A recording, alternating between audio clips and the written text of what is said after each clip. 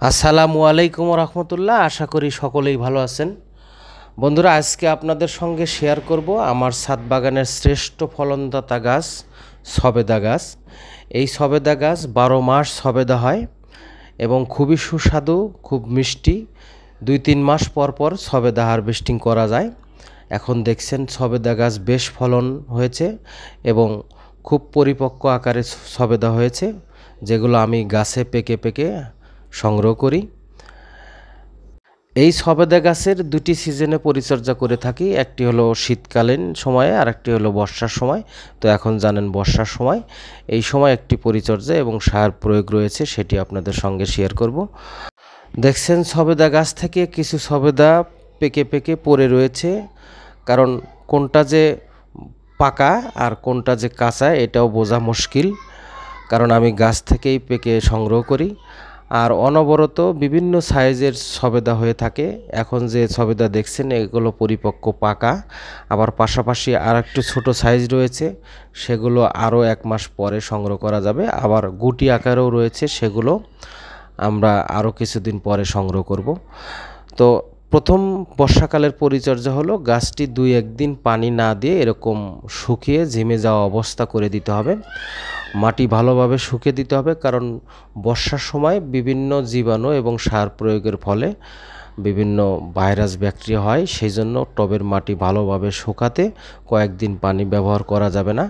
এরকম অবস্থায় আবার নিড়ানি দিয়ে পুনরায় একটি সার ব্যবহার করতে হবে, সেটি হলো গোবর সার। আমরা যারা শহর বাড়িতে থাকি তারা গোবর সার সংগ্রহ করা খুবই কঠিন বিষয়।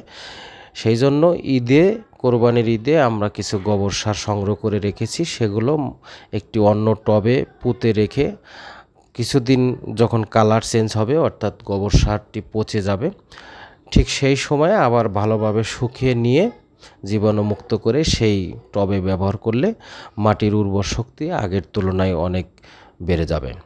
তো এই সবেদা গাছের জীবাণু হওয়ার কারণ, ব্যাকটেরিয়া ভাইরাস হওয়ার কারণ হলো আমি বেশিরভাগ সময়ে জৈব সার ব্যবহার করে থাকি। তো বর্ষার সময় অনবরত বৃষ্টি হওয়ার দরুন সেখানে কিছু ব্যাকটেরিয়া ভাইরাস হতে পারে, যেগুলোতে ফুল ঝরে যাওয়া বা ফল ঝরে যাওয়া এইসব বিভিন্ন কারণ হতে পারে, বা নতুন নতুন ডোগা হওয়ার সময় সেগুলো ব্যাঘাত ঘটায়। সেই জন্য আমি জীবাণুমুক্ত করতে টবের মাটিগুলো দেখছেন ভালোভাবে শুকিয়ে নিয়েছি। এরপরে শুকনো কটকটে কিছু গোবর সার আমি টবের গোড়ায় দিয়েছি।